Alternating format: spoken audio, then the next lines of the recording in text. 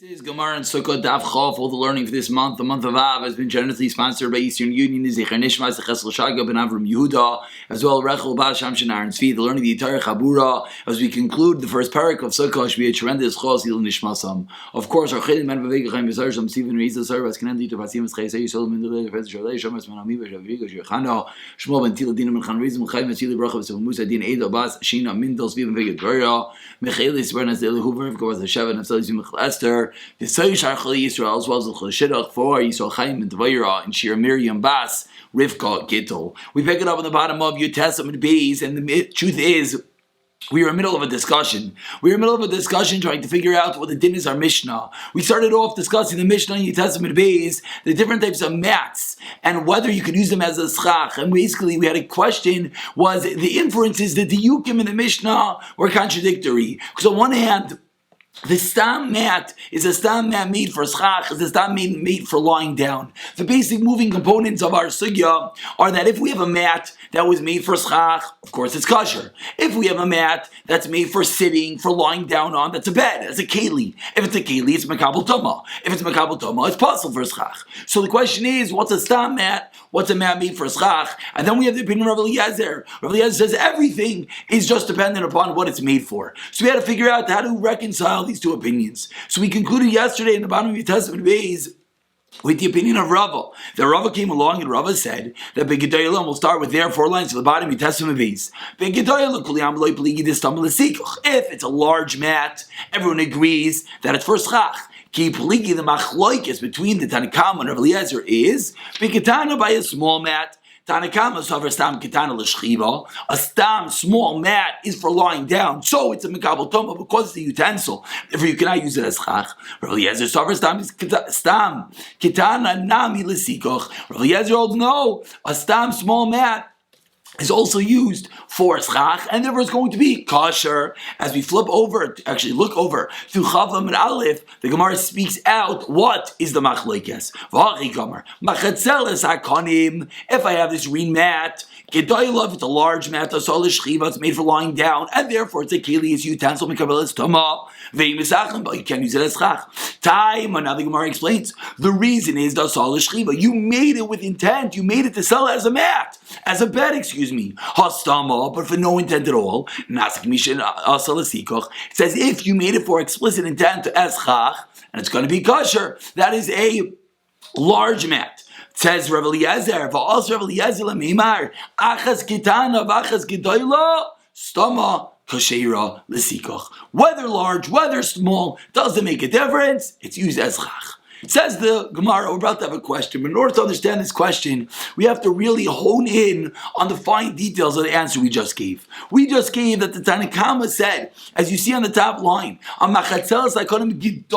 large mat is no good, but a stam large mat is good. Rav Eliezer comes along and says, large and small, stam is good. So what is the detail where Rav Eliezer is arguing? When it came to a stam large mat, the Tanakama agreed it was kosher. It's a stam small mat Rav Eliezer is agreeing upon. So Rav Eliezer is saying that a stam small mat is like a large mat. A large mat, we just said a stam large mat is kosher. Rav Eliezer is extending that to a small mat. Now we have a word problem. What did Rav Eliezer say? Achas kitana v'achas gedoyla. It should be the opposite, says the Gemara. Amar le Abaye, as Abaye 8 lines down, Yachi Rav Eliezer oimer achas kitana v'achas gedoyla. It should be the opposite. Achas gedoyla v'achas kitana mi bayolei. Now, perhaps many people are wondering what's the difference. The difference is that when you're careful with your words and you want to show a point, the second thing is the chiddush. Achas gedoyla, whether it's a large one, which we knew is pashut is good, like the Tanakama said, ve'achas ketana, and now Rav Eliezer adds on a chiddush, a novelty, that even a small one. So the question is in the words. If I'm coming to say, if you say a big one is good, and I say not only is a big one good, but even a small one, how would I say that? Achas gedoyla v'achas ketana, like you said, the large one and even a small one. Rav Eliezer didn't say that, and that is the problem. Rav Eliezer said, Achas kitano v'achas gedoyla. Question number 1. V'oid, says the Gemara, question number 2, and the second answer, kipligi begedoyla dupligi.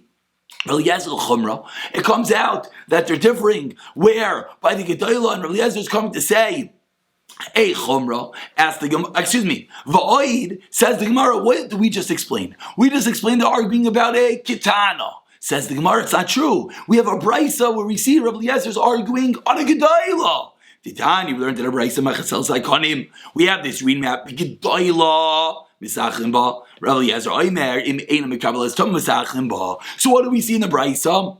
And they're arguing about a large one. But the way that we just explained it, they're arguing about a small one. So it says the Gemara, this is the second attempt of explaining the Mishnah of Rava is incorrect. Elam Papa, a third way of explaining the Mishnah. Vikitana, small man kuli amalei pligi, distam l'shchiva. A small mat, everyone agrees, a stam, no intent small mat, is to lie down. What's the machlekes? Keep ligi b'gedayla, which is great, because then it fits the price we just quoted.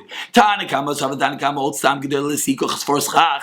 Realize the Sava stam gedayla nami l'shchiva. Now the question is, in the words of Rabbi Eliezer, because Rabbi Eliezer in the Mishnah said, Asa l'shchiva. It's made for lying down. Who cares that? It's stam. Says the Gemara, Umay asa l'shchiva.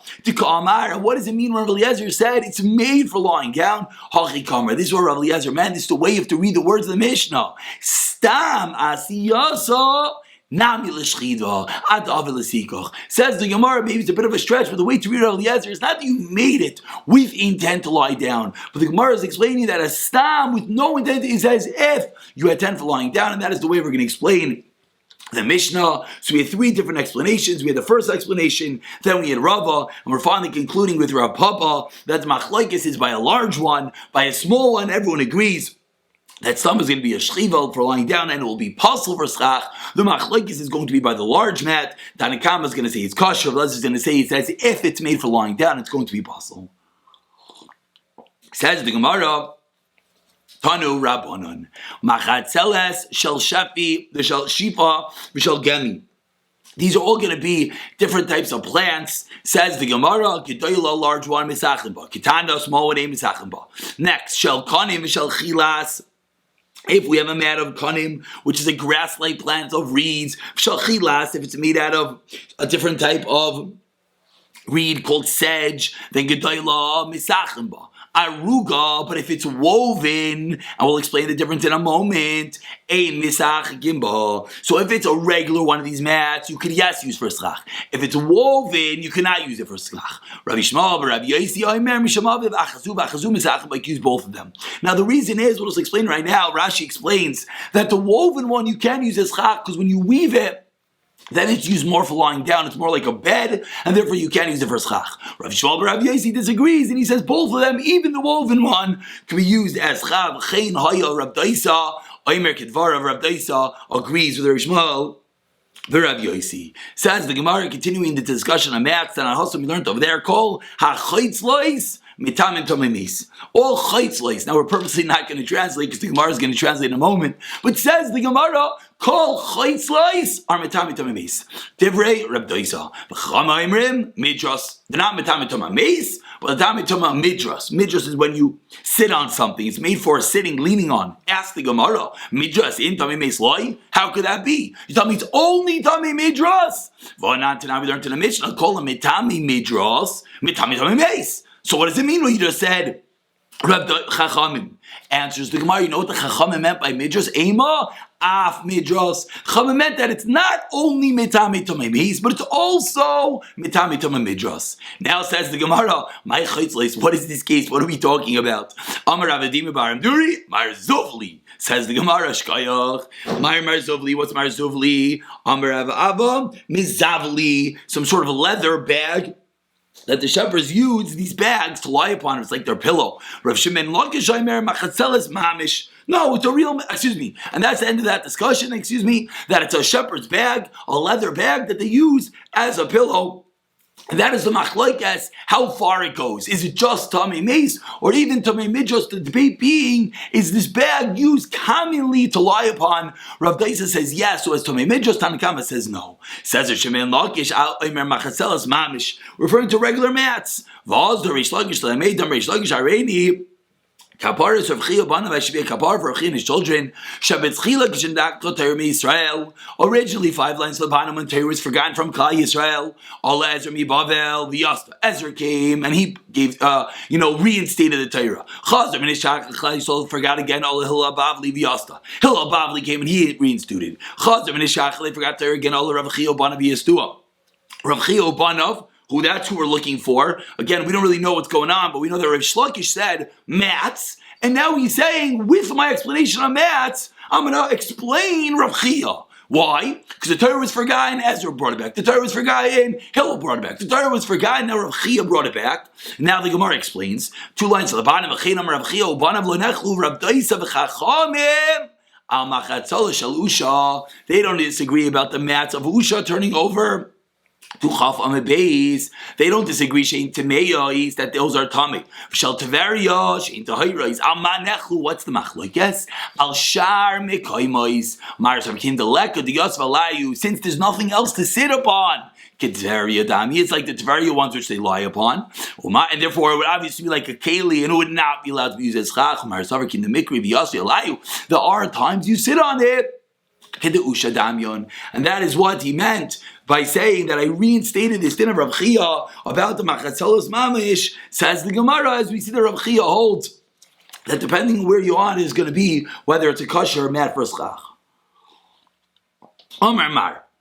Let's go back into this previous discussion of these chotzlais, of these leather bags of shepherds, which we had a machlokes whether they're tamei mace.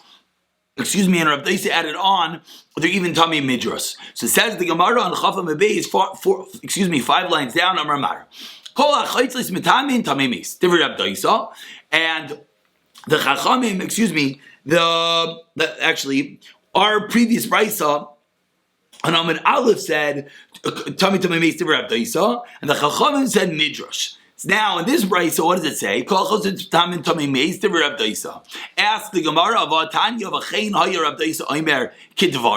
why doesn't it say Rav Daisa is saying the same thing? Answers the Gemara, 2 different types of mats. Like kasha hadis, like gadanfa. If the mat has has a lip on it that shows that this mat is made for lying down, it's a keli, it's utensils, mekabel tama, and it's pasul eschach, and it's as well going to be metamet tama midras. If not. Meisvei, on that ask the Gemara, chayslais, these leather bags, shall sham, shall gemi, if it's made of those materials, shall sak, or made of sackcloth, shall sfira, or it's made of horsehair. What's halacha? Metamet tama meis of Rav Daisa. V'chal moimrim, af midras. Says the Gemara. V'yishal naman damar mizavli shall sham. Mizavli, according to Manda Omar, that explained that what are we referring to? Referring to Mirzuvli Shal Sham Shal Gemi. Then what are they used for? Chazid Lekinsa. Then they're going to be able to use the Kinsa de Peri to carry large loads. Because these big bags and they have a function to carry large loads. Shal Sak, Shal Sifira. What are those used for? Chazi Legulki Visani. They're used for these large pouches and sacks. Rish Lakish was the second explanation of Machatzolos. I'm sorry if I didn't speak that out on Amud Aleph. On Amud Aleph, we have the first opinion that explains what's Machatzolos. Rav Abba said they're Mizavli. They're the leather bags that the shepherds lie upon. Came along Rish Lakish and he said, no, you know what these Choisleis are? The regular mats. So according, the Gemara just explained that according to Rav Abba, they said they're leather bags. I can understand our discussion, the different types of materials. Rish Lakish that says that what are these choisleis? These are chatolis mamish mats. So now let's understand. Bishlam Mishal Sak, Mishal Sfira, those materials. So what are those materials in mat like used for? Chazi Leparsi, for curtains, the nafasa, and for sifters. What do you use a mat that's made of sham and gami? Answers the Gemara, chazai, lenuzaisa, a brewing vat. Certain material, they made these mats out of, they use them to store different quantities of liquid as a brewing vat. Ikad Amri says another lashon mishal mandar machsos mamish rishlakish shal sham shal gemi chazin azaisa. Like we just said for the brewing vats, shal sham shal sira chazil pirsa v'nafasa. It's used for the curtains. It's used for the sifters. El mandar merzavli. But according to the first man Amar, according to Rav Abba, that explain what is these items, this machatzalos, are these little pouches that the shepherds use and sleep upon. They're used to carry the large produce and the sacks. And now the Gemara answers, according to this lashon, to carry these large quantity of produce. So two different lashonos, how to learn exactly what are these items, machatzolis. Now the Gemara continues as we finish off this wonderful first parak of Sukkah. Tanya, we learned in a brayso. When I went down to Golos, and he said to me, you're allowed to use budya, which is a mat for schach.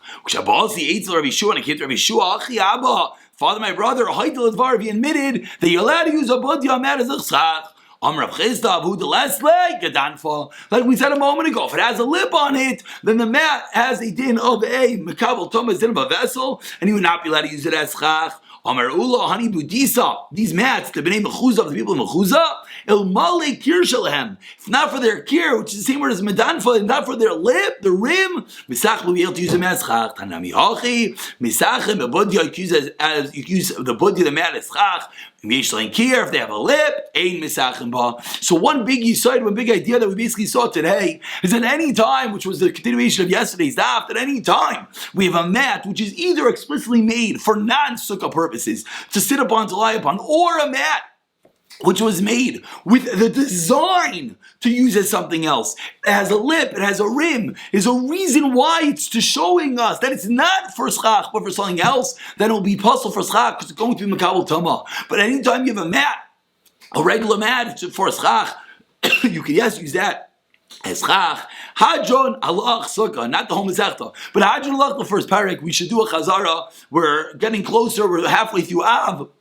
Almost at Elul. Hopefully Sukkah is starting to be in the air. We should do a wonderful chazara. We should be able to learn many, many more brakim together. Let's begin the next parak by learning the Mishnah together. If you slept underneath a sukkah, that's good. If you slept underneath a bed in a sukkah, you're not yotzei. Amar Rabbi Yehuda and Hagen Ayinu. We were accustomed. We slept under the bed in front of the Zakanev. They didn't say anything to us. Interesting. Amar Rav Shemin Ma'aseh B'Tevi Avdai. The story was the Tevi, his servant Rav Gamliel, the famous servant Rav Gamliel. Sheyashet Achsamita, who was sleeping on their bed. Rav Gamliel's Zakanev. Rav Gamliel told his Zakanev, read him, look, Tevi Avdi Shutam Chacham Yodea. He's such a smart Tam Chacham, my slave, and he knows. Shavadim beturim in a sukkah. Avadim don't have to sleep in a sukkah. Lefikach, therefore, Yashet Achsamita. Well, but what do we learn? We'll see tomorrow what exactly the words of Lafit Arkenu mean. Let's just learn one question and answer of the Gemara. The Gemara asks a difficult question, but let's just read it. It says you sleep under a sukkah. You're not yotzei. Ask the Gemara Valeka Asara. There's not 10 tfachim. So if not 10 tfachim, seemingly the bed should not be a separation between you and the schach. So why are you not yotzei your sukkah? Answers the Gemara, Shmuel b'mita asara. We'll stop over there. We'll point out the difficulties. Who cares if it is 10 tfachim? What does 10 tfachim do for us? All the Rishonim discuss it. We'll pick up from here tomorrow. Mirz Hashem.